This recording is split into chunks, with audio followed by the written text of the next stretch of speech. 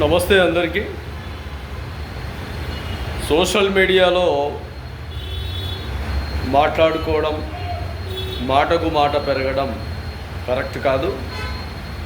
ప్రజలు కానీ కొన్ని సంఘాల వారుగా కానీ నాయకుల వారిగా కానీ మితిమీరి అనవసరమైన మాటలు మాట్లాడుకోవడం వల్ల ఈ సోషల్ మీడియా అనేది ఒక మహాసముద్రం లాంటిది. కానీ ఆ సముద్రంలో రకరకాలుగా జీవరాశులు జీవించే విధంగా ఉంటాయి. అలాగే ఈ ప్రపంచంలో ఎన్నో కులాలు, ఎన్నో మతాలు కలిసి ఉంటేనే ఈ ప్రపంచం. అదేవిధంగా దేశం, అదేవిధంగా రాష్ట్రం, అదేవిధంగా జిల్లా, అదేవిధంగా మండలం, అదేవిధంగా నియోజకవర్గం, అదే విధానాల్లో పల్లెలు, ప్రాంతాలు ఇలా ఏర్పాటు చేసుకొని మాట్లాడుకుంటే ఎవరైనా కానీ ఎప్పుడైనా కానీ రిజర్వేషన్లు అన్న వాస్తవాలు అవి ఒక బలమైన నినాదాలు. వాటిపైన మహనీయులు ఎన్నో విధాలుగా పోరాటాలు చేస్తే కానీ ఈ రిజర్వేషన్ ఫలాలు సామాన్యులకు, పేదలకు, నిరుపేదలకు వచ్చినవి. దాదాపు చాలామంది మన సోషల్ మీడియాలో మాట్లాడుకోవడం కానీ, లేదంటే ప్రింట్ మీడియా కానీ, ఎలక్ట్రానిక్ మీడియా కానీ ఇవన్నీ మాట్లాడనియరు. మనం సొంతం ఉన్నాయి కాబట్టి యూట్యూబ్ ఛానల్స్, ఫేస్బుక్లు, ఇన్స్టాగ్రామ్లు ఉన్నాయి కాబట్టి మన ఇష్టానుసారంగా మాట్లాడుకుంటాం. పేదరికంలో ఉన్న వ్యక్తులకు సహాయ సహకారంగా ఉండాల్సింది ప్రభుత్వం. ప్రభుత్వానికి అండదండగా ఉండేది ప్రజలు. ప్రజల ఓట్ల వల్లనే, ప్రజల ఓటు వల్లనే ఈరోజు ప్రభుత్వాలు, కేంద్ర ప్రభుత్వము కేంద్ర సర్కార్ అంటాం, రాష్ట్ర ప్రభుత్వము రాష్ట్ర సర్కార్ అంటాం.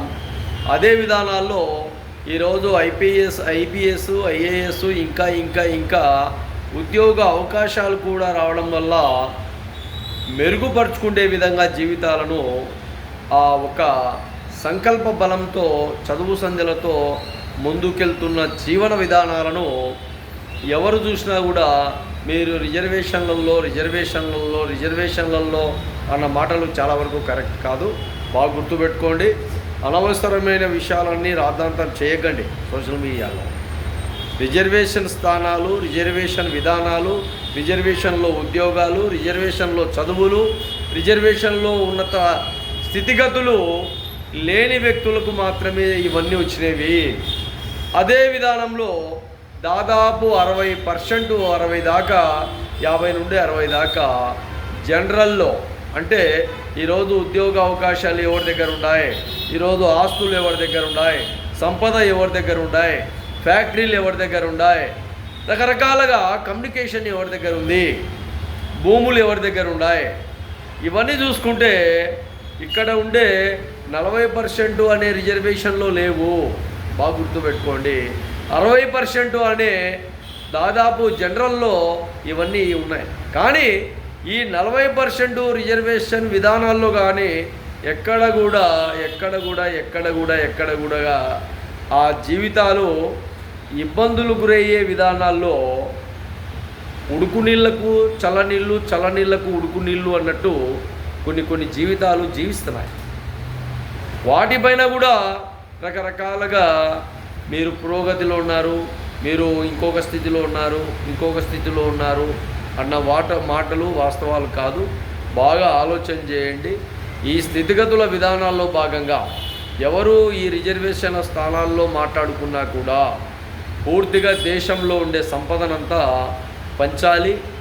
ఎవడు కూడా ఈ భారతదేశంలో పేదవాడు అనే విధానంలో కాకుండా ఎక్కడికి బంగారు నగలతో పాటు, కమ్మలతో పాటు, నెక్లెస్లతో పాటు, కాళ్ళకుండే పట్టీలతో పాటు ఇవన్నీ ఎప్పుడైతే మనము పంచడం మొదలు పెడతామో ఆ రోజు వ్యవస్థ చాలా వరకు బలంగా ఉంటుంది. రిజర్వేషన్లు ఎవరికి కూడా అవసరం ఉండదు.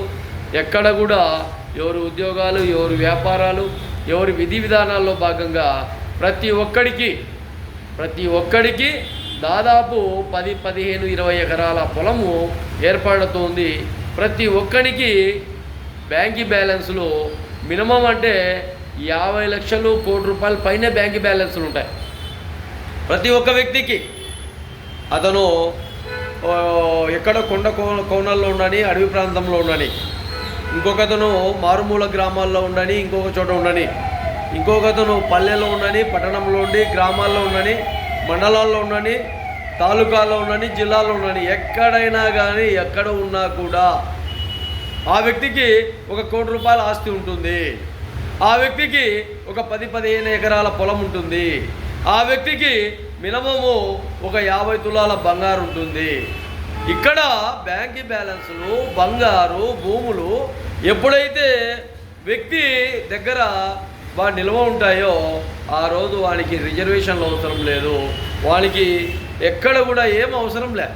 చదువుకుంటాడు, చదువుకున్న దానికి ఉద్యోగం వస్తే సంపాదించుకుంటాడు, ఇంకోటి ఇబ్బందులు లేకుండా ఎవరికి వాడు చదువుకునే వ్యక్తులందరికీ ఉద్యోగాలు వచ్చే అవకాశాలు కల్పించే విధంగా కేంద్రం తీసుకోవచ్చు, రాష్ట్రం తీసుకోవచ్చు.